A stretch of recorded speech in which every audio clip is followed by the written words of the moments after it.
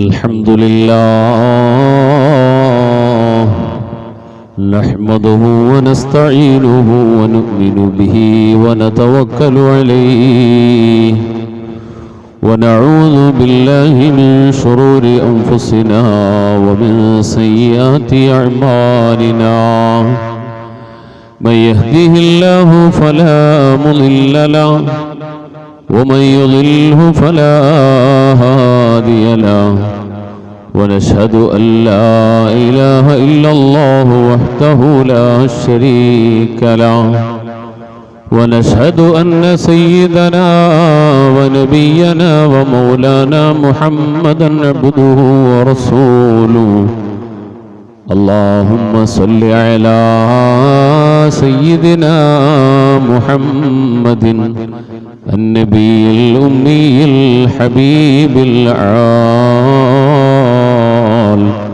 القدر العظيم الجاه وعلى آله وصحبه وسلم. أعوذ بالله السميع العليم من الشيطان الرجيم بفضل بسم الله الرحمن الرحيم. إنما يعمر مساجد الله من آمن بالله واليوم الآخر وأقام الصلاة وآتى الزكاة ولم يخش إلا الله فعسى أولئك أن يكونوا من المهتدين. وقال نبينا وحبيبنا محمد صلى الله عليه وسلم أحب البلاد إلى الله مساجدها وأبغض البلاد إلى الله أسواقها.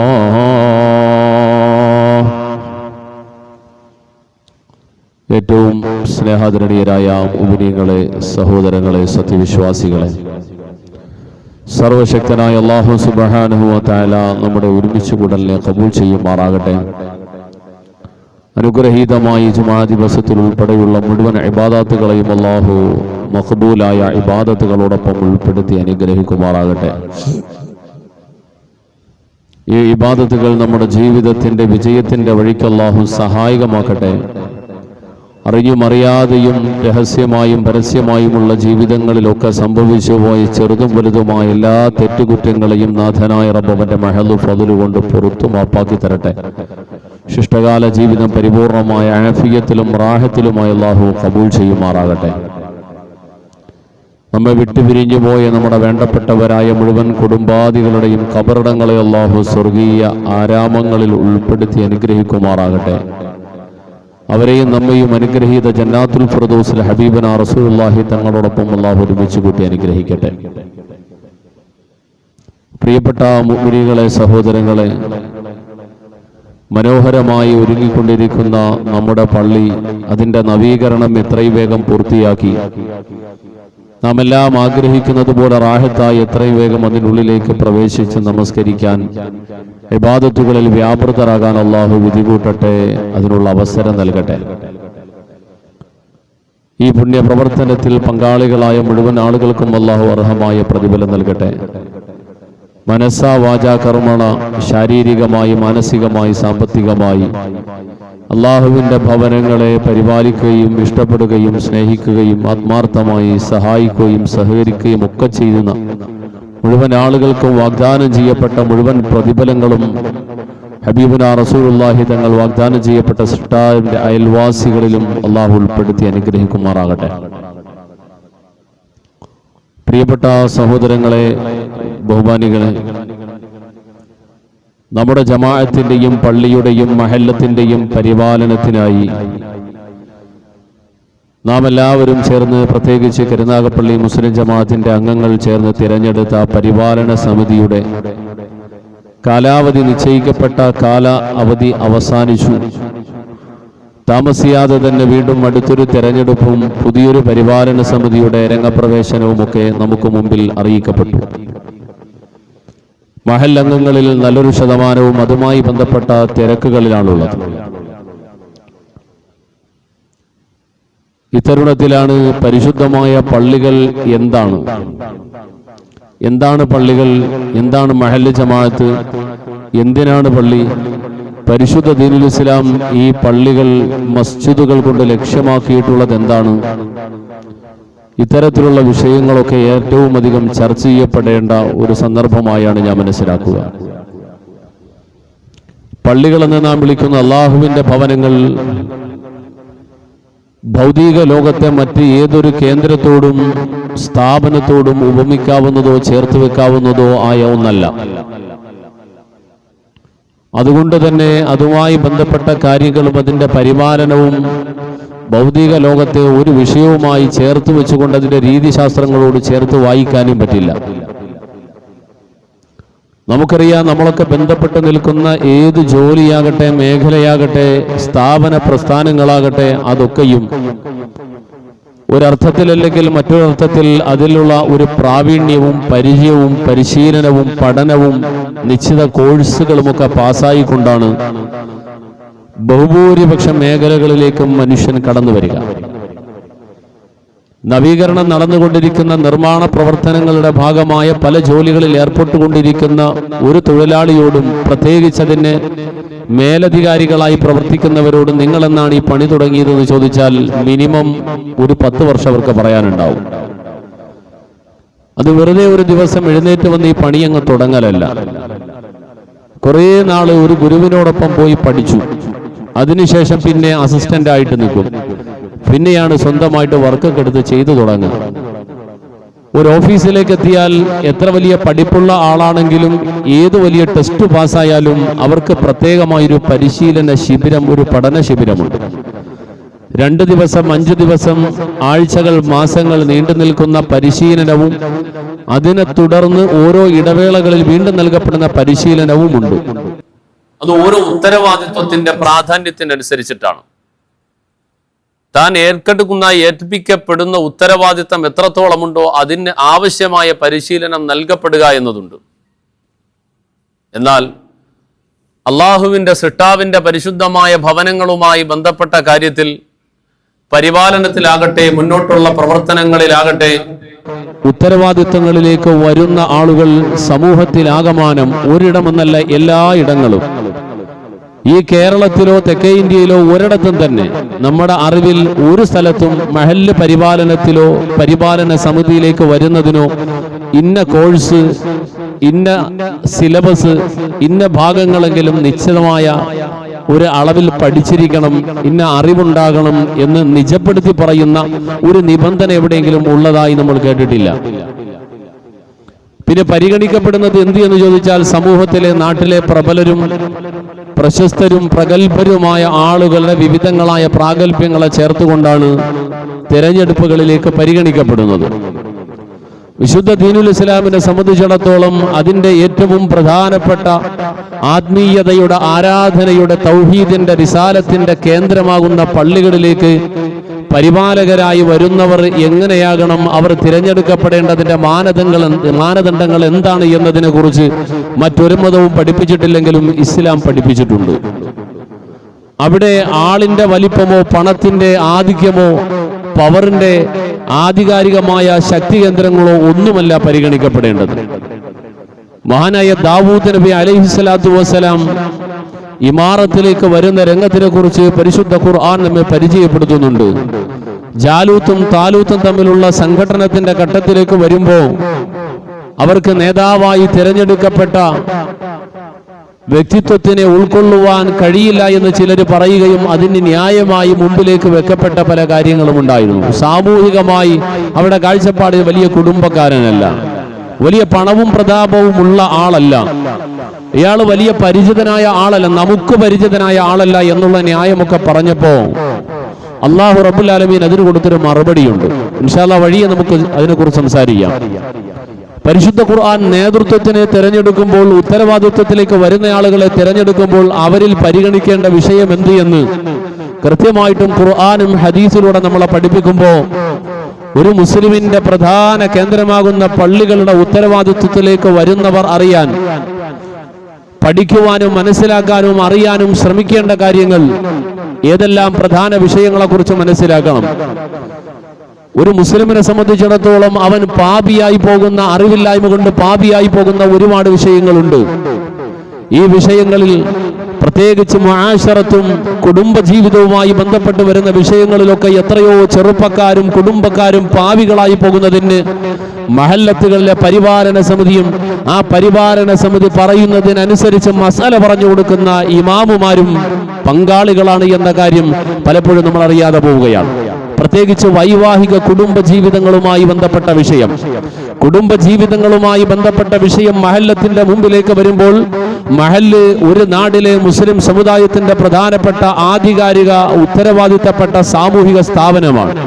ആ സാമൂഹിക സ്ഥാപനം എടുക്കുന്ന തീരുമാനവും അവിടുത്തെ ഉത്തരവാദിത്തപ്പെട്ട കർമ്മങ്ങളും ഇത് കോടതികളും പരിഗണിക്കുകയാണ്. ശരീഅത്ത് ആക്ട് പ്രകാരമാണ് രാജ്യത്ത് ഓരോ മുസ്ലിം സമുദായത്തിന്റെ സാമുദായിക മതപരമായ വിഷയങ്ങൾ പരിഗണിക്കുക. പലപ്പോഴും വേദനയോടെ എന്ത് ചെയ്യണമെന്നറിയാതെ നിന്നു പോകുന്ന പല ഘട്ടങ്ങളും പല മഹല്ലത്തുകളിലും വ്യാപകമാണ്. വിവാഹങ്ങളും വിവാഹ വേർപെടുത്തലുകളും ആ വിഷയങ്ങളിൽ എന്ത് തീരുമാനം എടുക്കണമെന്ന് ചോദിച്ചാൽ ഒരുപക്ഷെ അവിടെ പരിശുദ്ധ ദീനിന്റെ നയനിലപാടിന് പൂർണ്ണമായും യോജിക്കാത്തതോ എതിരായതോ ആയ കാര്യം വന്നാലും ശരി, അതങ്ങനെ തന്നെ തീരുമാനിക്കാൻ പലരും തയ്യാറാവും. ഞാൻ സാന്ദർഭികമായി അറിയാതെ ഓർത്തുപോയി പറഞ്ഞു പോവുകയാണ്. ഒരു മഹല്ല്, വലിയൊരു മഹല്ല്, ആ മഹല്ലിന് ഒരു സ്കൂള് കൂടിയുണ്ട്. ആ സ്കൂള് മഹല്ലിൽ നിന്നും കുറച്ച് ദൂരത്തിലാണ്. ആ സ്കൂളിൽ കലാമത്സരം നടക്കുന്നു.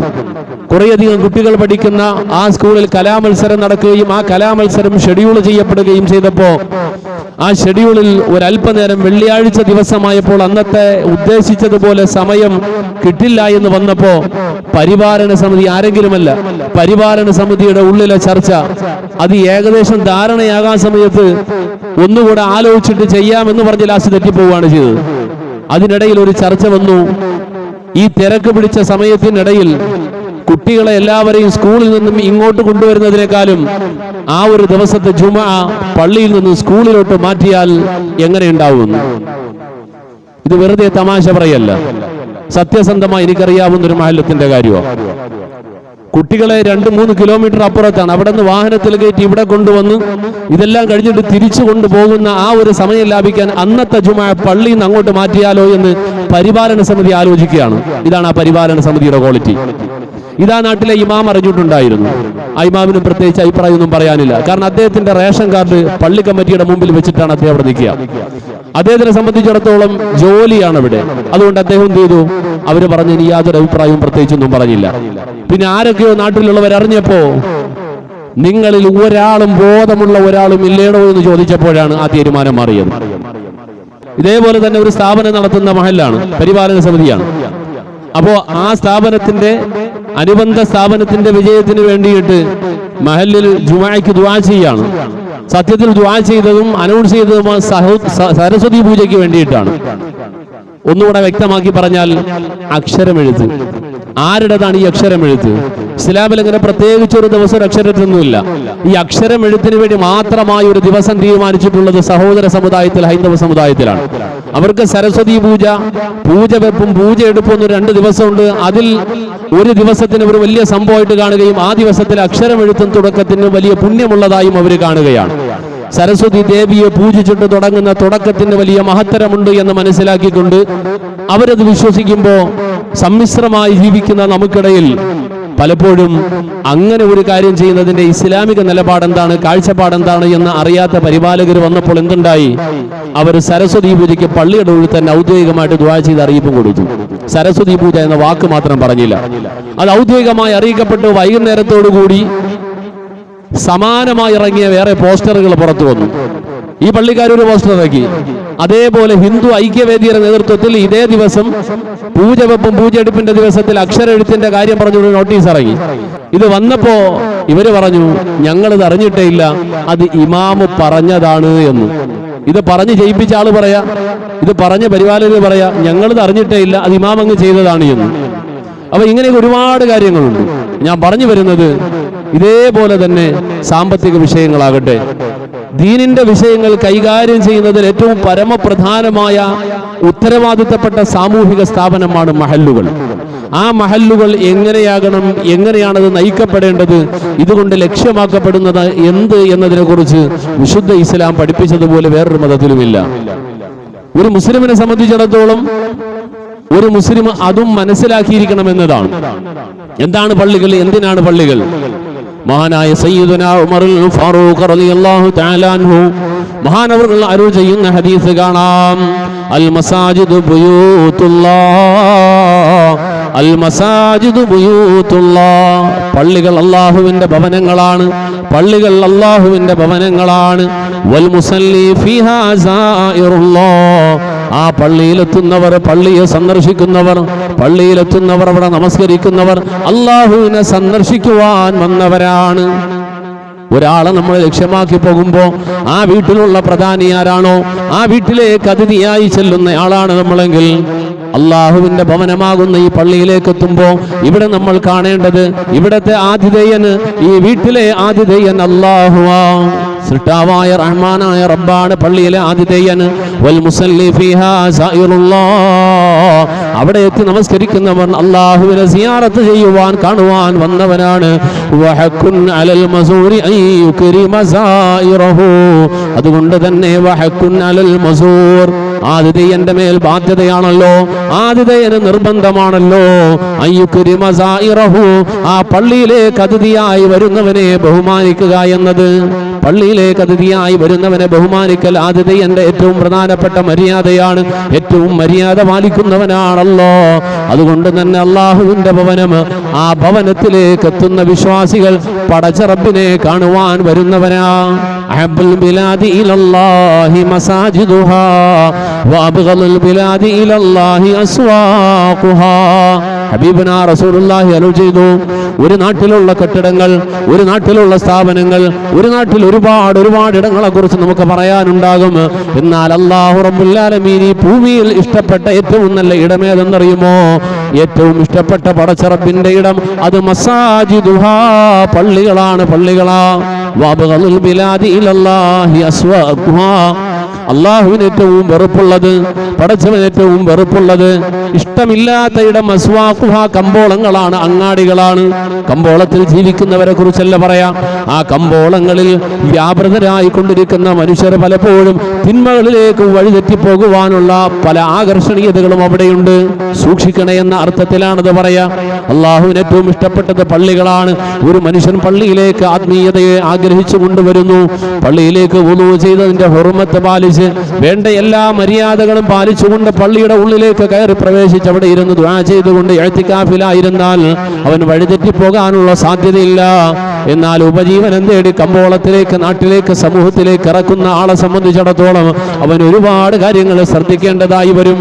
പല ഭാഗങ്ങൾ അവന് പിഴച്ചു പോകാൻ സാധ്യതയുള്ള പലതുമുണ്ട്. പള്ളി എന്നെല്ലാം പറയുമ്പോൾ സത്യത്തിൽ പള്ളി എന്നതിനപ്പുറം പരിശുദ്ധമായ നമ്മൾ ഇരിക്കുന്ന പള്ളികൾ, ഈ കെട്ടിടങ്ങൾക്ക് ഇസ്ലാമിക സമൂഹത്തിൽ ചരിത്രാതീത കാലം മുതൽ തന്നെ ഇസ്ലാമിക സമൂഹത്തിൽ അതിന് വിളിച്ചിരുന്നത് മസ്ജിദ് എന്നാണ്. മസ്ജിദ് സുജൂദിന്റെ ഇടം, സുജൂദിന്റെ ഇടം, സാഷ്ടാംഗത്തിന്റെ ഇടം. പള്ളി എന്ന് പറഞ്ഞാൽ ഈ പരിപൂർണമായി ഖുർആനും ഹദീസും ഉപയോഗിച്ച ആ പദത്തിന്റെ അർത്ഥം ആവൂല. സുജൂദ് ചെയ്യുന്ന ഇടം എവിടെയാണ്? സുജൂദ് സൃഷ്ടാവിന്റെ മുമ്പിൽ മാത്രമാണ് സുജൂദ്. ഹബീബനാ റസൂലുള്ളാഹി അരുൾ ചെയ്തു, ഒരു മനുഷ്യന് വേറെ ഏതെങ്കിലും ഒരു സൃഷ്ടിയുടെ മുമ്പിൽ സുജൂദ് ചെയ്യൽ അനുവദിക്കപ്പെടുമായിരുന്നെങ്കിൽ ഞാൻ ഒരു സ്ത്രീയോടുള്ള ഭർത്താവിന്റെ മുമ്പിൽ നന്ദിയായി സുജൂദ് ചെയ്യാൻ പറയുമായിരുന്നു. അത് പാടില്ലാത്തത് കൊണ്ടില്ല. ഒരു മനുഷ്യൻ അവന്റെ ശിരസ് നമിക്കേണ്ടത്, കുമ്പിടേണ്ടത്, ഭൂമിയിലേക്ക് വെക്കേണ്ടത് അള്ളാഹുവിന്റെ മുമ്പിൽ മാത്രമാണ്. അങ്ങനെ കുമ്പിടുന്ന, ശിരസ് നമിക്കുന്ന ആ ഇടത്തിനാണ്, സുജൂദ് ചെയ്യുന്ന സ്ഥാനത്തിനാണ് മസ്ജിദ് എന്ന് പറയാം. ആ മസ്ജിദിന് എങ്ങനെയാണ് നമുക്കിടയിൽ പള്ളി എന്ന് പേര് വന്നത്? പള്ളി എന്ന അർത്ഥം ഈ വാക്കഥാർത്ഥത്തിൽ മുസ്ലിം പള്ളിയുടെ പേരേ ആയിരുന്നില്ല. മുസ്ലിം പള്ളിക്കും പള്ളി എന്ന് പറയും, ഇന്ന് ക്രൈസ്തവ സമൂഹത്തിന്റെ പള്ളിക്കും പള്ളി എന്ന് പറയാം. യഥാർത്ഥ രണ്ട് പേരുകളാണ്. മുസ്ലിമീങ്ങളുടെ പള്ളിക്ക് മോസ്ക് അല്ലെങ്കിൽ മസ്ജിദ് എന്ന് പറയും, ക്രൈസ്തവ സമൂഹത്തിന്റെ ചർച്ച് എന്നാണ് പറയാം. പള്ളി എന്നത് പഴയകാലത്തെ സംസ്കൃതത്തിൽ ഒരു വേടാണ്. അതിൽ നിന്നും മാറി ആ പല്ലി എന്ന വേടിൽ നിന്നും പള്ളിയായി മാറി. ആ പള്ളി എന്ന വീട് പഴയകാലത്തെ ജൈന ബുദ്ധ സമൂഹത്തിൽ അവരുടെ പ്രധാന കേന്ദ്രങ്ങൾക്ക് പറഞ്ഞിരുന്ന അവരുടെ ആരാധനാലയങ്ങൾക്കും അവരുടെ പ്രധാന കേന്ദ്രങ്ങൾക്കും ഒക്കെ ഏറ്റവും ഭവ്യതയോടെ അവർ കണ്ടിരുന്ന ഇടങ്ങൾക്ക് പറഞ്ഞിരുന്ന പേരായിരുന്നു പള്ളി. കാലാന്തരത്തിൽ ചരിത്രത്തിലെ പല കാരണങ്ങളും പറയുന്നു. അവരൊക്കെ ഈ നാടിൽ നിന്നും സമൂഹത്തിൽ നിന്നൊക്കെ ഏതൊക്കെയോ കാലഘട്ടങ്ങളിൽ ഏതൊക്കെയോ സാഹചര്യങ്ങളായി ഒഴിഞ്ഞുപോയി. അവർ ഒഴിഞ്ഞുപോയി കഴിഞ്ഞപ്പോഴും ആ സ്ഥലങ്ങളിൽ അവരുടെ ആരാധനാലയങ്ങളെ സൂചിപ്പിച്ചിരുന്ന പള്ളി എന്ന പദം ചേർത്തുകൊണ്ടോ ആ പദം കൊണ്ട് അവസാനിക്കുന്നതായ പേരുകൾ ഇപ്പോഴും ബാക്കിയാകുന്നു. നമ്മുടെ പരിസരത്തൊക്കെ ഒരുപാട് സ്ഥലങ്ങൾ പള്ളിശ്ശേരിക്കലും പള്ളിവാസലും അന്ന് പറയുന്ന ഒരുപാട് പള്ളി എന്ന പേര് ചേർന്നും അതുമായി തുടക്കത്തിലോ ഒടുക്കത്തിലോ വരുന്നതെല്ലാം ഇവരുടെ കേന്ദ്രങ്ങളായിരുന്നു എന്നാണ്. ആ പള്ളി പിന്നീട് ആദരിക്കപ്പെടുന്ന കേന്ദ്രം, ആദരിക്കപ്പെടുന്ന ഇടം എന്ന നിലയിൽ മലയാളികൾക്കിടയിൽ വ്യാപകമായപ്പോൾ അത് പള്ളികളായി നമ്മൾ പരിശുദ്ധമായ അള്ളാഹുവിന്റെ ഭവനങ്ങളായി കാണുന്ന ഈ കെട്ടിടങ്ങൾക്കും പള്ളി എന്ന നാമകരണം വന്നു. സുജൂദിന്റെ ഇടങ്ങളായി പരിശുദ്ധ ദീനുൽ ഇസ്ലാം പഠിപ്പിച്ച ഈ പള്ളികൾ ഇതുമായി ഏറ്റവും അധികം ബന്ധപ്പെട്ട് നിൽക്കുന്നവർ, അവർക്ക് അല്ലാഹു റബ്ബുൽ ആലമീൻ നൽകുന്ന സ്ഥാനം, പരിശുദ്ധ ദീനുൽ ഇസ്ലാം ഇതിന് നൽകിയിട്ടുള്ള പ്രാധാന്യവും സ്ഥാനം. റജുലുൻ ഖൽബുഹു മുഅല്ലഖും ബിൽ മസാജിദി സബഅതു യുളില്ലുഹുമുല്ലാഹു ഫീ ദില്ലിഹി യൗമ ലാ ദില്ല ഇല്ലാ ദില്ലുഹു. നാളെ ആഖിറത്തിൽ വിചാരണയുടെ കോടതിയിൽ വരുമ്പോ ഒരു തണലില്ലാതെ വിഷമിക്കുന്ന ഘട്ടം വരുമ്പോ ആ ഘട്ടത്തിൽ അല്ലാഹു റബ്ബുൽ ആലമീൻ പ്രത്യേകമായി കരുണയുടെ തണൽ കൊടുക്കുന്നത് മുഅല്ലഖും ബിൽ മസാജിദി, പള്ളികളുമായി ഹൃദയത്തിന് ബന്ധമുള്ള ആത്മബന്ധം നിലനിർത്തുന്ന ചെറുപ്പക്കാര്, ആത്മബന്ധം നിലനിർത്തുന്നവരായ വിശ്വാസികൾ, അവർക്കാണ് പടച്ചറബിന്റെ ഭാഗത്തുനിന്ന് പ്രത്യേകമായ തണൽ നൽകപ്പെടുന്നത്. ആ പള്ളികളിലേക്ക് ജനങ്ങളെ ആകർഷിക്കുകയാവേണ്ടത്. അവിടേക്ക് വരുന്ന ഒരാളിലും ഒരു തരത്തിലും മടുപ്പുണ്ടാക്കുന്ന ഒരു വിഷയവും ഉണ്ടാകാൻ പാടില്ല. എല്ലാവരും വരിക വരിക എന്ന് വിളിക്കപ്പെടുന്നതാകണം. ഹയ്യ അലസ് സ്വലാഹ്, ഹയ്യ അലൽ ഫലാഹ്. വിജയത്തിലേക്ക് വരൂ, നമസ്കാരത്തിലേക്ക് വരൂ, ഇങ്ങോട്ട് വരൂ. പള്ളിയിലാണ് ബാങ്ക് വിളിക്കുക. ആ പള്ളിയിൽ ബാങ്ക് വിളിക്കുമ്പോൾ എല്ലാവരും ഇങ്ങോട്ട് വരണമെന്നാണ് പറയാ. ആ വിളിക്കുത്തരം നൽകിക്കൊണ്ട് വിശ്വാസികൾ പള്ളിയിലേക്ക് വരുമ്പോൾ അവരെ അവിടെ നിന്നും മാറ്റി അകറ്റുവാനും അവരെ മാറ്റി നിർത്തുവാനും തോന്നിക്കുന്ന ഒരു തരത്തിലുള്ള വാക്കും പ്രവൃത്തിയും പള്ളിയിൽ വരുന്ന ഒരാളിൽ നിന്നും ഉണ്ടാകാൻ പാടില്ല. അല്ലാഹുവിന്റെ റസൂൽ നബിയുനാ റസൂലുള്ളാഹി ആ കാലഘട്ടത്തിലെ പരിമിതമായ സൗകര്യങ്ങളിൽ നിന്നുകൊണ്ട് ഹലാലായ സമ്പാദ്യം മാത്രം ഉപയോഗിച്ചുകൊണ്ട് ഹദിയായും സംഭാവനയായും അതുപോലെ പല രൂപത്തിലൂടെ കിട്ടിയ ഈന്തപ്പനയുടെ ഓലയും മടലും ചെറിയ ചെറിയ ഉൽപ്പന്നങ്ങളെല്ലാം വെച്ചുകൊണ്ട് മനോഹരമായ മസ്ജിദുൻ നബവി നിർമ്മാണം കഴിപ്പിച്ചു. അതിനുശേഷം അവിടെ ഇബാദത്ത് ചെയ്തുകൊണ്ടിരിക്കുന്നു. ഒരു ദിവസം ആ പള്ളിയിലേക്ക് ഹബീബായ റസൂൽ കടന്നു വരുമ്പോ എന്തെന്നില്ലാത്തൊരു ദുർഗന്ധം തോന്നുന്നു. ഉള്ളി തിന്നതിന്റെ വാട, ഉള്ളി തിന്നതിന്റെ ദുർഗന്ധം വരുന്നു. അല്ലാഹുവിന്റെ റസൂൽ സ്വല്ലല്ലാഹു അലൈഹി വസല്ലമ തങ്ങൾ ഉടൻ തന്നെ പറഞ്ഞു, മൻ അകലൽ ബസല, മൻ അകലൽ ബസല വസ്സൂമ വൽ ഖുറാസ ഫലാ യഖറബന്ന മസ്ജിദനാ. മൻ അകല സൂമ, ഉള്ളി തിന്ന ആള്, അതുപോലെ വൽ ഖുറാസ വെളുത്തുള്ളി, വൽഖുറാസ വെളുത്തുള്ളി, അതുപോലെ സൂമ ഉള്ളിയും വെളുത്തുള്ളിയും ചെറിയ ഉള്ളിയും എല്ലാം കഴിച്ചിട്ട് അങ്ങനെ കഴിച്ചൊരാള് പള്ളിയിലേക്ക് വരേണ്ടതില്ല. മന്നക്കലൽ ബസല, ഉള്ളി തിന്നയാള്, വസൂമ വെളുത്തുള്ളി തിന്നയാള്, വൽഖുറാസ ഉള്ളിത്തണ്ട് കഴിച്ചയാള്, ഫലാ യഖറബന്ന മസ്ജിദന, അവർ നമ്മുടെ പള്ളിയിലേക്ക് വരണ്ട. ഫഇന്നൽ മലായികത തതഅദ്ദാ മിമ്മാ യതഅദ്ദാ മിൻഹു ബനൂ ആദം. മനുഷ്യന് ബുദ്ധിമുട്ടുണ്ടാക്കുന്ന എന്ത് കാര്യമായാലും ശരി അത് പള്ളിയിലേക്ക് വരുന്ന റഹ്മത്തിന്റെ മലക്കുകൾക്കും ബുദ്ധിമുട്ടുണ്ടാക്കുന്നതാ. ദുർഗന്ധം അത് നമുക്ക് ബുദ്ധിമുട്ടുണ്ടാക്കുമെങ്കിൽ റഹ്മത്തിന്റെ മലക്കുകൾക്കും അത് ബുദ്ധിമുട്ടാണ്. ഇത് പറഞ്ഞതിന്റെ സാരം ഇതാണ്, പള്ളിയിലേക്ക് വരുന്നവർക്ക് ബുദ്ധിമുട്ടുണ്ടാക്കുന്ന ഒന്നും തന്നെ പള്ളിയിൽ പാടില്ല. പരമാവധി പള്ളിയിലേക്ക് വരുന്നവർക്ക് സഹായകമാകുന്ന, പള്ളിയിലേക്ക് വരുവാൻ പ്രേരിപ്പിക്കുന്ന എന്തെല്ലാം കാര്യങ്ങളാണോ, സൗകര്യങ്ങളാണോ, വിപുലീകരണമാണോ, കൂടുതൽ മെച്ചപ്പെട്ട സൗകര്യങ്ങൾ എന്തെല്ലാമാണോ അതൊക്കെ ഒരുക്കി കൊടുക്കലാ വേണ്ടത്. തത്വഹറൂ, നിങ്ങൾ നിങ്ങളുടെ പള്ളികളെ ശുദ്ധീകരിക്കുക. അമർ റസൂലുള്ളാഹി സ്വല്ലല്ലാഹു അലൈഹി വസല്ലം ബിനാ അൽ മസ്ജിദ്, പള്ളിയെ നിർമ്മിക്കുവാൻ പ്രത്യേകമായ നിർദ്ദേശം കൊടുത്തു, പ്രത്യേകമായ പ്രോത്സാഹനം കൊടുത്തു. എന്ന് മാത്രമല്ല വതത്ഹീറുഹാ, അതിനെ ശുദ്ധീകരിക്കലും അതിനെ മോടി പിടിപ്പിക്കലും മനോഹാരിത വരുത്തലിനും പ്രത്യേകം നിർദ്ദേശം കൊടുത്തു. പള്ളിയാണ് ഭംഗി കൂട്ടാൻ പറഞ്ഞത്, വീടുകളല്ല, കമ്പോളങ്ങളും കടകളുമല്ല. നിങ്ങൾ ആകർഷണീയത മുഴുവൻ ഒരുക്കേണ്ടത് പള്ളിയിലാണ്. എല്ലാവരും വരണം, ഇങ്ങോട്ട് വരണം എന്നതാണ് ഇസ്ലാം അവിടെ ലക്ഷ്യമാക്കുക. ഹബീബനാ റസൂലുള്ളാഹി സ്വല്ലല്ലാഹു അലൈഹി വസല്ലമ തങ്ങൾ അരുൾ ചെയ്യുകയാണ്, പള്ളിയിലേക്ക് വരുന്ന ആളുകൾ, പള്ളിയുമായി കഴിയുന്ന ആളുകൾ, പരിശുദ്ധമായ മസ്ജിദുകളിൽ ബന്ധം സ്ഥാപിച്ച് കഴിയുന്ന ആളുകൾ, അവരാണ് നാളെ ആഖിറത്തിലെ വിജയത്തിന്റെ ഏറ്റവും പ്രധാനികളായ ആളുകൾ, ഏറ്റവും മുമ്പിലുണ്ടാകുന്നവരാ. അവരെയാണ് അള്ളാഹു വിളിക്കും. അയൽക്കാരായി പടച്ച റബ്ബ് പരിഗണിക്കുക. അള്ളാഹുവിന്റെ അയൽക്കാർ, അള്ളാഹു അയൽക്കാരായ ഒരു വിഭാഗത്തിനെ പരിചയപ്പെടുത്തിയിട്ടുണ്ട്. ഇന്നല്ലാഹ ലയുനാദി ഇന്നല്ലാഹ ലയുനാദി യൗമൽ ഖിയാമത്തി ഐന ജീറാനി. അള്ളാഹു വിളിച്ചു ചോദിക്കും, എന്റെ അയൽവാസികൾ എവിടെ, എന്റെ അയൽവാസികൾ എവിടെ, എന്റെ അയൽവാസികൾ എവിടെ, ഇങ്ങനെ വിളിച്ചു ചോദിക്കുകയാണ്. ആ സമയത്ത് മലക്കുകൾ ചോദിക്കും, യാ അല്ലാഹ് ഐന ജീറാനി എന്ന് ചോദിക്കുമ്പോൾ ഫതകൂനുൽ മലായികതു റബ്ബനാ വമൻ യംബഗി അൻ യുജാവിറക. പടച്ച റബ്ബേ, നിനക്ക് അയൽക്കാരോ, നീ അയൽക്കാരുമായി നിനക്ക് എന്ത് അയൽക്കാരാണ്, നിന്നോട് സഹകരിക്കുന്ന അയൽക്കാർ ആരാണുള്ളത് പടച്ചവനെ, ഞങ്ങളല്ലാതെ ആരാണുള്ളത്? ആ സമയത്ത് അല്ലാഹു പറഞ്ഞു, ഐന ഉമ്മാറുൽ മസാജിദ്, പള്ളികളെ പരിപാലിച്ചവരാരാ, പള്ളികളെ ഭംഗിയാക്കിയവരാരാ, പള്ളികളിൽ ഏറ്റവും അധികം സമയം കൊണ്ട് ആത്മീയമായി ഇബാദത്തുകൾ കൊണ്ടും പല രൂപത്തിൽ അതിനെ ധന്യമാക്കിയവരാരാ, ഇവരാണ് എന്റെ അയൽവാസികളെന്ന് നബിയുനാ റസൂലുള്ളാഹി സ്വല്ലല്ലാഹു അലൈഹി വസല്ലമ തങ്ങൾ അരുൾ ചെയ്യുകയാണ്. ഇന്നമാ യഅ്മുറു മസാജിദല്ലാഹ് മൻ ആമന ബില്ലാഹി വൽ യൗമിൽ ആഖിരി വഅഖാമസ് സ്വലാഹ വഅതസ് സകാഹ വലം യഖ്ശ ഇല്ലല്ലാഹ് ഫഅസാ ഉലൈക അൻ യകൂനൂ മിനൽ മുഹ്തദീൻ. ഇന്നമാ യഅ്മുറു മസാജിദല്ലാഹ്. നമ്മുടെ സമൂഹത്തിലെ ഒരുപാട് മാനദണ്ഡങ്ങളുണ്ട്, പല കാര്യങ്ങളും നമ്മുടെ സമൂഹത്തിൽ നടക്കാറുണ്ട്. സുബ്ഹാനല്ലാഹ്, എത്രത്തോളം എന്നാൽ പള്ളികളുടെ പരിപാലനത്തിന്റെ കാര്യം വരുമ്പോ, പള്ളികളുടെ പരിപാലനത്തിലേക്ക് പരിപാലന സമിതികളെ തെരഞ്ഞെടുക്കുമ്പോ, ആ തെരഞ്ഞെടുപ്പിൽ പച്ചയായി കള്ളും പെണ്ണും വിതരണം ചെയ്തുകൊണ്ട് പരിപാലന സമിതികളുടെ തെരഞ്ഞെടുപ്പ് നടക്കുന്ന കാലത്തിലാണ് നമ്മളുള്ളത്. കേരളത്തിൽ ആദ്യമായി രാഷ്ട്രീയ തെരഞ്ഞെടുപ്പ് പോലെ പോലീസിനെ നിർത്തിക്കൊണ്ട് ബാലറ്റ് പേപ്പർ അടിച്ച് പ്രത്യേക പോളിംഗ് ബൂത്ത് വെച്ചുകൊണ്ട് തെരഞ്ഞെടുപ്പ് നടത്തപ്പെട്ടൊരു മഹലുണ്ട്. 1974 ആ മഹലിൽ നിന്നും ഒരു സമാധാനം വന്നിട്ടില്ല. പരിശുദ്ധമായ പള്ളികളും അതിന്റെ പരിപാലനവും തഖ്വയുടെ അടിസ്ഥാനത്തിലാ.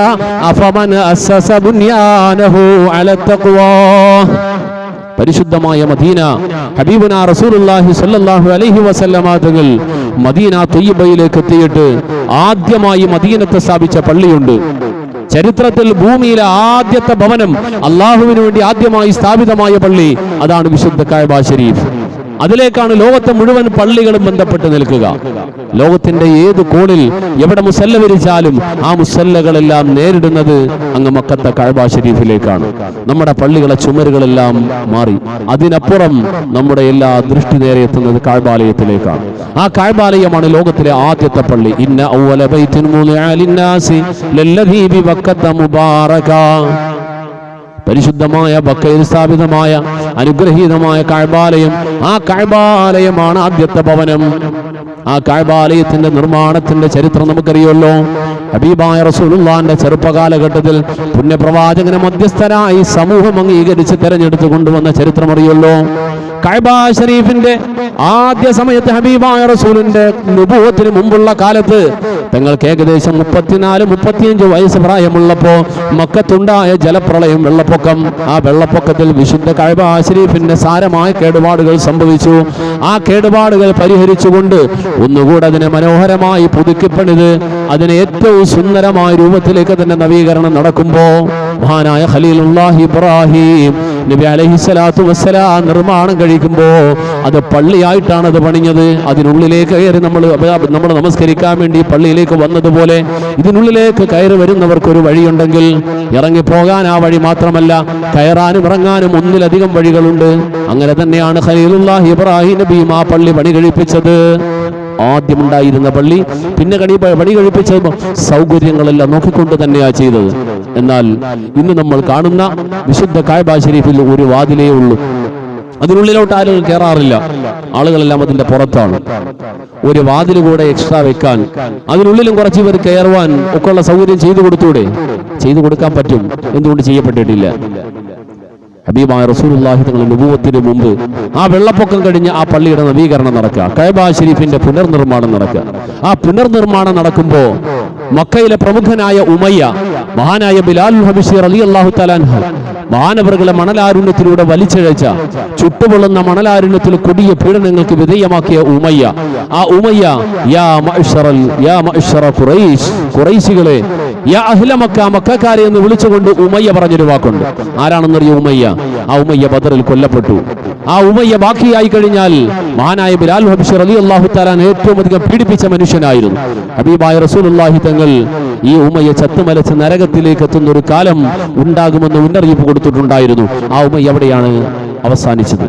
ആ ഉമയ്യ പോലും അന്ന് കഅബ ശരീഫിന്റെ പുനർനിർമ്മാണം നടക്കുമ്പോൾ ഉമയ്യ മക്കക്കാരോട് പറഞ്ഞു, യാ അഹ്ല മക്ക, യാ അഹ്ല മക്ക ഫലാ തദ്ഖുലൂ, നിങ്ങൾ ഈ പള്ളിയുടെ നിർമ്മാണത്തിൽ, ഇതിന്റെ നവീകരണം, മക്കക്കാര് ചരിത്രത്തിൽ എത്രയോ വർഷങ്ങളായി ഹബീബായ റസൂലുള്ളാഹി തങ്ങളുടെ വരവിനും എത്രയോ മുമ്പ് നൂറ്റാണ്ടുകളോളം ഏറെ ആദരവോടെ ലോകത്തിന്റെ നാനാഭാഗങ്ങളിൽ നിന്നും ഏറെ ആദരവോടെ ബഹുമാനത്തോടെ നോക്കിക്കണ്ട വന്ന സംഭാവനകൾ അയച്ച പ്രത്യേകമായി ശ്രദ്ധിച്ചിരുന്ന കേന്ദ്രമാണ്, ആരാധനാലയമാണ് വിശുദ്ധ കഅബ ശരീഫ്. അവരവിടെ നഗ്നമായി തവാഫ് ചെയ്തിരുന്നതൊക്കെ അവർ കുറെ ന്യായങ്ങൾ പറയുന്നു.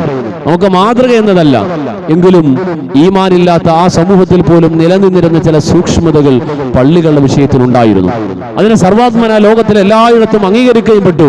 ഉമയ്യ ജനങ്ങളോട് പറഞ്ഞു, ഫലാ തദ്ഖുലൂ കസ്ബകും, നിങ്ങൾ നിങ്ങളുടെ തൊഴിലുകളെ, നിങ്ങളുടെ വരുമാന മാർഗങ്ങളെ, ബിമാലിക്കും, നിങ്ങളുടെ സമ്പത്ത്, നിങ്ങളുടെ കയ്യിലുള്ള എല്ലാവരും അവരുടെ കയ്യിലുള്ള ധനം ഇതിലേക്ക് വിനിയോഗിക്കരുതേ. നല്ല കാര്യം പറയുമ്പോൾ എല്ലാവർക്കും താല്പര്യമുണ്ട്, എല്ലാവരും സമ്പത്ത് ചെലവഴിക്കാൻ താല്പര്യമാണ്. അങ്ങനെ ഓരോരുത്തരും അവരുടെ വിഹിതവും കൊണ്ടുവരുമ്പോ ഉമയ്യ എഴുന്നേറ്റ് പറഞ്ഞു, ഫലാ തദ്ഖുലൂ, ഇതിനുള്ളിലേക്ക് നിങ്ങൾ പ്രവേശിപ്പിക്കരുത്. മാലരിബ, പലിശയുടെ പണം ഇതിലേക്ക് പ്രവേശിപ്പിക്കരുത്. വലാ മഹറ ബഗിയൻ, വ്യഭിചാരിയുടെ സംഭാവന ഇതിലേക്ക് വേണ്ട, പലിശക്കാരന്റെ പൈസ ഇവിടേക്ക് വേണ്ട. വലാ മഹറ ബഗിയൻ, വ്യഭിചാരിയുടെ പൈസ ഇവിടേക്ക് വേണ്ട. വലാ മദ്ലമത അഹദിൻ, ഒരാളെയും ആക്രമിച്ചും വഞ്ചിച്ചും പറ്റിച്ചും ഉണ്ടാക്കിയ പണം പള്ളിയിലേക്ക് മുതൽ മുടക്കണ്ട, പള്ളിയിലേക്ക് കൊടുക്കണ്ട. പിന്നെയോ ഉള്ള പൈസ മതി, ഉള്ളത് ഹലാലായത് മതി. മക്കക്കാര് വലിയ ധനാഢ്യന്മാരുണ്ടായിരുന്നു, ഇത് മുഴുവൻ ഒറ്റയ്ക്ക് ചെയ്യാൻ കഴിവുള്ള ആളുകൾ ഉണ്ടായിരുന്നു. എങ്കിലും അവിടെ പറയപ്പെട്ടു, പൂർണ്ണമായും ശുദ്ധമായത് മാത്രം മതി, ശുദ്ധമായതേ ഇവിടെ വരാൻ പാടുള്ളൂ. അങ്ങനെ പണിഞ്ഞ് കുറെ എത്തി. ഉള്ള ഹലാല് വെച്ചുകൊണ്ട് പണിഞ്ഞ് ഏകദേശം എത്തുമ്പോ കുറച്ചധികം സ്ഥലം കൂടി പൂർത്തിയാക്കാനുണ്ട്. പണം തികഞ്ഞിട്ടില്ല. പണം തികയാന്ന് വന്നപ്പോ ചിലരൊക്കെ കൊടുക്കാമെന്ന് പറഞ്ഞു. അപ്പോഴും ആ പ്രധാനികൾ എല്ലാവരും പറഞ്ഞു, വേണ്ട, സംശയമുള്ള ഒരു പൈസയും വേണ്ട, ഹലാല് മാത്രം മതി എന്ന് പറഞ്ഞു. അങ്ങനെ നിർബന്ധം പിടിച്ചത് കൊണ്ട് അവസാനം എന്തായി? കഅബ ശരീഫിന്റെ കുറച്ച് ഭാഗം അങ്ങ് വിട്ടിട്ട് ഈ കിട്ടിയ പണം, ഹലാലായ പണം കൊണ്ട് ചെയ്യാൻ കഴിയുന്നത് മാത്രം ചെയ്യേണ്ടി വന്നു. അതുകൊണ്ട് ഹിജ്റ ഇസ്മായിൽ എന്ന് തവാഫ് ചെയ്യുമ്പോ, പരിശുദ്ധ കഅബ ശരീഫിന്റെ ചാരത്തിലെത്തുമ്പോ പ്രത്യേകമായി ഇങ്ങനെ വളച്ചു കെട്ടി ഒരു കെട്ട് നമ്മൾ കാണും. അതിനുള്ളിൽ കയറി നമസ്കരിക്കുന്നവൻ കഅബ ശരീഫിന്റെ ഉള്ളിൽ നമസ്കരിച്ചവനെ പോലെയാണ്. മഹദിയായ ആയിഷ സിദ്ദീഖ റളിയല്ലാഹു തആല അൻഹ, അതുപോലെ മഹദിമാരായ ഒരുപാട് മഹത്തരമായ മഹദിമാർ, അവരെല്ലാം പള്ളിയുടെ ഉള്ളിലേക്ക്, പുരുഷന്മാർ പള്ളിയുടെ ഉള്ളിലേക്ക് കയറുന്ന സമയത്ത് ഞങ്ങൾക്ക് ഇതിന്റെ ഉള്ളിലേക്ക് കയറാൻ അവസരമില്ലല്ലോ എന്ന് പറഞ്ഞപ്പോ റസൂലുള്ളാഹി കൊണ്ടുവന്നിരുത്തിയിട്ട് പറഞ്ഞു, ആയിഷ നീ ഇവിടെ ഇരുന്നോ, ഫാത്തിമ നീ ഇവിടെ ഇരുന്നോ, ഇവിടെ ഇരുന്ന് ഇബാദത്ത് ചെയ്യുന്ന പള്ളിയുടെ ഉള്ളിൽ തന്നെയാണ്, ഇത് ഉൾഭാഗം തന്നെയാണ്.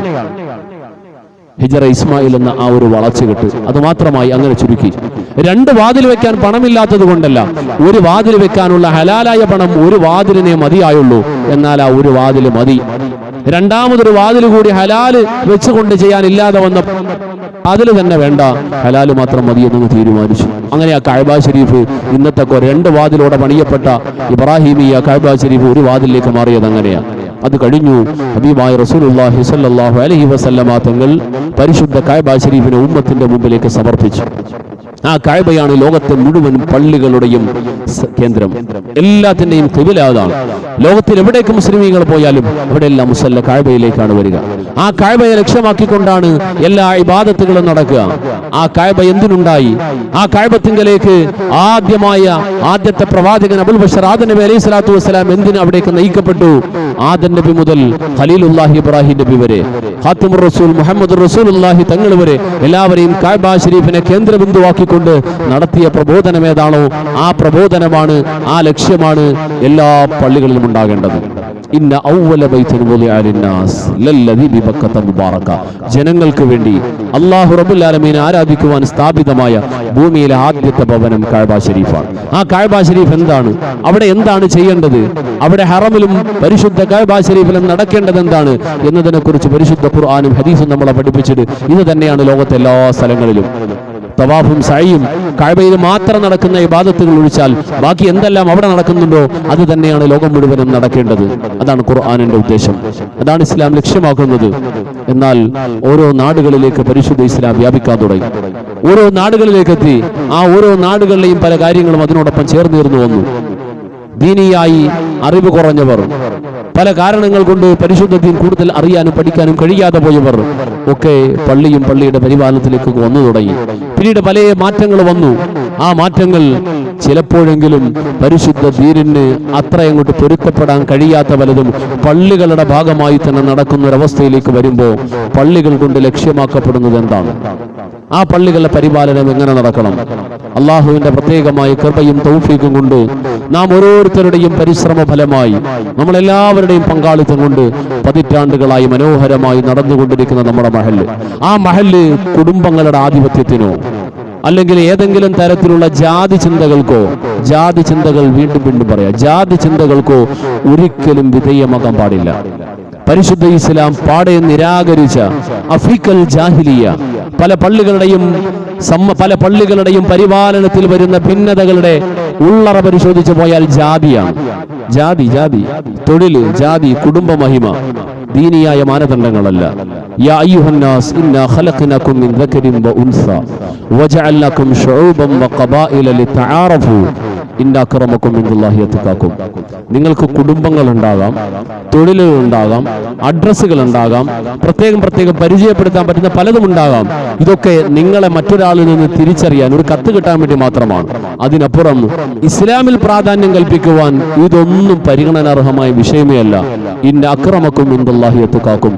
നിങ്ങളിൽ തഖ്വ ഏറ്റവും കൂടുതൽ ഉള്ളവരാരാണോ അവരാണ് നിങ്ങളിൽ മുൻപിലുള്ള ആൾ, അവരെയാണ് നിങ്ങൾ പരിഗണിക്കേണ്ടത്. തഖ്വയാണ് മാനദണ്ഡം. കുടുംബ മഹിമയോ സാമ്പത്തികമോ രാഷ്ട്രീയ സ്വാധീനമോ മറ്റേതെങ്കിലും തരത്തിലുള്ള അധികാരത്തിന്റെ പവറുകളോ മേലാടകളോ ഇതൊന്നുമല്ല. തഖ്വയാണ് അതിന്റെ മാനദണ്ഡം. എന്തുകൊണ്ടാണ് തഖ്വ മാനദണ്ഡമാക്കപ്പെടുക?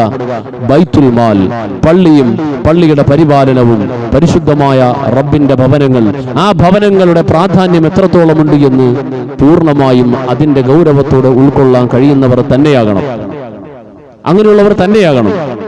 ചില ആളുകളുണ്ട് ഓരോ നാടുകളിലും ഇതൊക്കെ അത്യാവശ്യം അറിയുന്നവർ, പടച്ചവനെ പേടിച്ച് സൂക്ഷ്മമായി ജീവിക്കുന്ന ആളുകളുണ്ട്. അങ്ങനെയുള്ള ആളുകൾ അവരോട് നിങ്ങൾ ഈ ഉത്തരവാദിത്തമൊക്കെ ഏറ്റെടുക്കുക എന്ന് പറഞ്ഞാൽ, അല്ലെങ്കിൽ ജനങ്ങൾ ആവശ്യപ്പെട്ടാൽ അല്ലോ പടച്ചവനെ പള്ളിയുടെ പൈസ, പടച്ചവന്റെ പൈസ എന്ന് പറയും. അവർ മാറും. ഇവർ മാറുമ്പോൾ പിന്നീട് സംഭവിക്കുന്നത് എന്തായിരിക്കും എന്നറിയോ? ഒരു കാര്യം നാട്ടിൽ നടന്നേ പറ്റൂ. സമൂഹത്തിന്, നാടിന്, സമുദായത്തിന് ഒരു കാര്യം ആവശ്യമാണ്. അതിന് കഴിവുള്ള ആളോട് ആളുകൾ പറഞ്ഞു, ആ കഴിവുള്ള അതിന് യോഗ്യതയുള്ള തഖ്വയുള്ള ആളുകളോട് പറയുമ്പോൾ പടച്ചവനെ പേടിച്ചുകൊണ്ട് അവർ മാറുകയാണ്. ആത്മാർത്ഥമായ ഭയം നല്ലത് തന്നെയാണ്, പക്ഷെ ഇവർ മാറിക്കൊടുത്തിട്ട് പൂർണ്ണമായ ഒരു മാറ്റമാണ്. ഈ മാറ്റം വരുമ്പോൾ ഇത് നടത്തിയേ പറ്റൂ, ആരെങ്കിലും ഏറ്റേ പറ്റൂ. അപ്പോൾ പിന്നെ അറിവില്ലാത്തയാള്, അതിന്റെ പഠിപ്പില്ലാത്തയാള്, ഏതെങ്കിലും തരത്തിൽ ദീനിയായ കാര്യങ്ങളെക്കുറിച്ച് അതിന്റെ അവഗാഹം കുറഞ്ഞയാൾ വന്നു, അവരിൽ നിന്നും എന്തെങ്കിലും വീഴ്ചയുണ്ടായി, അത് പടച്ചവന് പൊരുത്തപ്പെടാത്തതാണെങ്കിൽ ഇതിൽ ആര് കൂടി പങ്കാളിയാവുന്നറിയോ? ഈ ആദ്യം ഒഴിഞ്ഞു മാറിയവനും ഇതിൽ പങ്കാളിയായിരിക്കും. ഒഴിഞ്ഞു മാറിയാളും ഇതിൽ പങ്കാളിയാണ്. നബിമാർ, അതുപോലെ ദീനിന്റെ പ്രബോധകർ ഒരു നാട്ടിലേക്ക് എത്തുമ്പോൾ ആ നാട്ടിലേക്കത്തെ പ്രബോധന മേഖലയിൽ അവർ പരിശ്രമിച്ചു. ജനങ്ങളെ നന്നാവില്ല എന്ന് കരുതിയിട്ട് അവർ ഇട്ടേച്ചു പോകലല്ല. നന്നാവുന്നില്ല എന്ന് പറഞ്ഞ് ഇട്ടേച്ചു പോകുമ്പോൾ അവർക്ക് അവരോട് പരിശുദ്ധ ഖുർആൻ അള്ളാഹു അവർക്ക് കൊടുക്കുന്ന നിർദ്ദേശം, നിങ്ങൾ പരിശ്രമിക്കുക, അത്രയേ ഉള്ളൂ. അവരെ നന്നാവലും നന്നാവാതിരിക്കലും നിങ്ങളുടെ ജോലിയല്ല, നിങ്ങളുടെ ഉത്തരവാദിത്തമല്ല. അവർക്കിടയിൽ പരിശ്രമിക്കൽ തന്നെ ഏൽപ്പിക്കപ്പെട്ട ഉത്തരവാദിത്തം ചെയ്യുക എന്നതാണ്. അള്ളാഹുവിന്റെ ഭവനങ്ങൾ, ആ ഭവനങ്ങൾ എങ്ങനെയാകണം, എങ്ങനെയാണത് കൊണ്ടുപോകേണ്ടത്, എന്താണ് അതിൽ പരിഗണിക്കേണ്ടത്? അടുത്ത ഒരു പരിപാലന സമിതിയെക്കുറിച്ചുള്ള ആലോചനകൾ നടക്കുമ്പോൾ കുടുംബത്തിന്റെ പ്രാധാന്യം നൽകുന്ന ആളുകളുണ്ടാവും. രാഷ്ട്രീയ പ്രാതിനിധ്യം, തന്റെ പാർട്ടി, തന്റെ സംഘടന, തന്റെ രാഷ്ട്രീയം, ഇതൊക്കെ നോക്കുന്നവരുണ്ടാകും. ഒന്നുകൂടെ പറയട്ടെ, ഇതൊന്നുമല്ല പള്ളിയുടെ പരിപാലനത്തിന് വേണ്ടത്. ഇതൊന്നുമല്ല നോക്കേണ്ടത്. നമ്മുടെ മഹല്ലിന്റെ പരിപാലനത്തിന് ബൈത്തുൽ മാൽ കൈകാര്യം ചെയ്യുവാൻ പടച്ചവന്റെ പണവും അതിന്റെ പരിപാലനവും അത് ഉള്ളിൽ നിന്നും ആത്മാർത്ഥമായി കൈകാര്യം ചെയ്യുവാൻ സത്യസന്ധമായി ഭൗതിക ലക്ഷ്യങ്ങൾക്ക് അതീതമായി മുന്നോട്ട് പോകാൻ ആർക്ക് കഴിയോ അവരാണ് വരേണ്ടത്. അങ്ങനെയാണ് പരിഗണിക്കേണ്ടത്. ഞാൻ സാന്ദർഭികമായി ഓർമ്മപ്പെടുത്തുക, ഈ ഉള്ളവനുമായി ബന്ധപ്പെട്ട് ചാരിറ്റി വില്ലേജ് എന്ന വലിയൊരു പ്രസ്ഥാനമുണ്ട്. നിങ്ങൾക്കറിയാം, 13 വർഷമാവുകയാണ്. ഇതേവരെയും ഒരാൾ പോലും ഞാനും കൂടി ഇതിന്റെ തെരഞ്ഞെടുപ്പിൽ മത്സരിക്കാൻ ആഗ്രഹിക്കുന്നു എന്ന് പറഞ്ഞ ഒരാൾ പോലും വന്നിട്ടില്ല. എന്താണെന്നറിയോ? ആ നിലയിൽ കുറെ കണ്ടീഷൻ വെച്ചിട്ടുണ്ട്. 7 കാര്യങ്ങൾ നിബന്ധന വെച്ചിട്ടുണ്ട്. ഇത് നിബന്ധന ഉള്ളവരെ ഇതിനകത്ത് വരാൻ പറ്റും. പണവും സാമൂഹികവും രാഷ്ട്രീയവും ഒരു കാര്യവും എത്ര വലിയ കോടീശ്വരനായാലും എത്ര വലിയ രാഷ്ട്രീയ നേതാവായാലും ഈ ഭൗതിക ലോകത്ത് എന്തെല്ലാം ഉണ്ടെങ്കിലും ശരി, അതൊന്നും ദീനിയായ ഉത്തരവാദിത്വത്തിന്റെ നേതൃത്വത്തിനുള്ള യോഗ്യതയെ പരിഗണിക്കാൻ കഴിയില്ല. എഴുതി വെച്ചു. മുൻകാല ജീവിതത്തിൽ എവിടെയെങ്കിലും സാമ്പത്തികമായ ഒരു സുതാര്യത കുറവ്, വ്യക്തി ജീവിതത്തിലോ കുടുംബ ജീവിതത്തിലോ ഉപജീവനത്തിലോ തൊഴിൽ മേഖല എവിടെയുമാകട്ടെ സാമ്പത്തിക വിഷയത്തിൽ ഒരു സുതാര്യത കുറവ് വന്നിട്ടുള്ള ആളാണ് എന്ന് പറയപ്പെട്ട ഒരു വ്യക്തി എക്സിക്യൂട്ടീവ് ആകാൻ പാടില്ല, പറ്റൂല, യോഗ്യതയില്ല. ബാക്കി എന്തുണ്ടോ ഇതുണ്ടോ പറ്റില്ല. ഒരിക്കൽ ചെയ്തിട്ടുണ്ടെങ്കിൽ അയാളിൽ ആ കനൽ അടിയിൽ കിടക്കും. അവിഹിത ബന്ധങ്ങൾ, ഹറാമായ വ്യഭിചാര ബന്ധങ്ങളിൽ പെട്ടിട്ടുണ്ടോ അയാൾ ഒരിക്കലും ഇതിലേക്ക് വരാൻ പാടില്ല. പൊതു ഉമ്മത്തിന്റെ നേതൃത്വത്തിൽ വരാൻ പാടില്ല. അധികാരം, പേര്, പ്രശസ്തി, ഫോട്ടോ, സ്ഥാനമാനങ്ങൾ, അധികാരം, ആദരവ്, അവാർഡ്, കൈപിടിക്കാൻ 4 പേര്, കാല് പിടിക്കാൻ 2 പേര്, ഈ മെന്റാലിറ്റിയുള്ള ആളുകൾ വരാൻ പാടില്ല. എന്തുകൊണ്ട്? ഏത് പ്രസ്ഥാനത്തിന്റെയും ഭിന്നതകളുടെ ഉൾ രാഷ്ട്രീയം നമ്മൾ പോസ്റ്റ്മോർട്ടം ചെയ്ത് നോക്കി ഈ 3-ൽ 1 യഥാർത്ഥ കാരണം. പറയാൻ ഒരുപാടുണ്ടാകും. യഥാർത്ഥ കാരണം ഒന്ന്, ഈ പറയുന്ന 3-ൽ ഏതെങ്കിലും ഒന്നായിരിക്കും. ഇത് 3ഉം സംഭവിച്ചിട്ടുള്ള ആളിന് യോഗ്യതയില്ല. ഇങ്ങനെ കണ്ടീഷൻ വെച്ചുകൊണ്ട് ഉത്തരവാദിത്തപ്പെട്ട സമിതികളിലേക്ക് ആളുകൾ വരണം. അതാ വേണ്ടത്, അവിടെയാണ് വേണ്ടത്. കാരണം നമ്മൾ തിരഞ്ഞെടുക്കുന്നത്, നമ്മൾ ലക്ഷ്യം വെക്കുന്നത് നമ്മുടെ പാർട്ടിക്ക് വേണ്ടിയിട്ടല്ല, കുടുംബത്തിന് വേണ്ടിയിട്ടല്ല, പടച്ചറബിന്റെ ഭവനത്തിന് വേണ്ടിയിട്ടാണ്.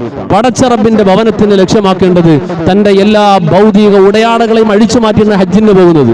ആ ഹജ്ജിന്റെ കഅബ ശരീഫ്, ആ കഅബ ശരീഫിന്റെ പ്രതിനിധാനം ചെയ്യുന്ന മഹല്ലത്തുകളിലേക്ക് നമ്മുടെ ഉത്തരവാദിത്തപ്പെട്ട ആളുകൾ വരുമ്പോ അവിടെ പരിഗണിക്കപ്പെടേണ്ടത് ആരാണ്? ഉള്ളവരാകട്ടെ, പോയവരാകട്ടെ, നേരത്തെ നിന്നവരാകട്ടെ, നിലവിലുള്ള ഏത് തരത്തിലുള്ള ഭിന്നതകളുണ്ടോ ആ ഭിന്നതകളെല്ലാം മാറ്റിവെക്കുക. പരിശുദ്ധമായ പള്ളികൾ, അള്ളാഹുവിന്റെ ഭവനങ്ങൾ, അതിന്റെ പരിപാലനത്തിന് തഖ്വ കൊണ്ട് യോഗ്യതയുണ്ടോ അവരാണ് പരിഗണിക്കപ്പെടേണ്ടത്. അള്ളാഹു തൗഫീഖ് ചെയ്യട്ടെ. ഒരുപാട് സംസാരിച്ചു പോകേണ്ട. എന്താണ് ലക്ഷ്യമാക്കേണ്ടത്? 15ഓളം കാര്യങ്ങൾ പരിശുദ്ധ ഇസ്ലാം എണ്ണി പറഞ്ഞു. ഒരു പള്ളികൾ നടക്കേണ്ടത് ഈ 15 കാര്യങ്ങളാണ്. ഇന്ന കാര്യങ്ങൾ 6 കാര്യങ്ങൾ അവിടെ നടക്കാൻ പാടില്ല. ഇങ്ങനെ പറഞ്ഞ കാര്യങ്ങളുണ്ട്. ഇൻഷാ അല്ലാഹ് വരും ആഴ്ചകളിൽ പറയാം. അള്ളാഹു തൗഫീഖ് നൽകി അനുഗ്രഹിക്കുമാറാകട്ടെ. അള്ളാഹു ഖൈർ നൽകി അനുഗ്രഹിക്കുമാറാകട്ടെ. പരമാവധി മഹല്ലത്തുകൾ കൊണ്ട് എന്താണോ വിശുദ്ധ ഇസ്ലാം ലക്ഷ്യമാക്കിയത് അതിന്റെ എല്ലാ ഉദ്ദേശ ലക്ഷ്യങ്ങളും പൂവണിഞ്ഞ് ഉമ്മത്തിനും സമുദായത്തിനും ഏറെ ഗുണകരമാകുന്ന മഹല്ലായി നമ്മുടെ മഹലിനെയും അള്ളാഹു പരിവർത്തിപ്പിക്കുമാറാകട്ടെ. എല്ലാ ഖൈറുകളും അള്ളാഹു നമുക്കെല്ലാം തരുമാറാകട്ടെ. ഈ ഉമ്മത്തിന്റെ മുഴുവൻ പള്ളികൾ, മദ്രസകൾ, ദീനിന്റെ കലാലയങ്ങളൊക്കെ അള്ളാഹുവിന്റെ ദീനിന് വേണ്ടി എന്തെല്ലാം ഖിദ്മത്തുകൾ ചെയ്യുന്നു അതിനൊക്കെ അള്ളാഹു സ്വീകരിക്കുമാറാകട്ടെ.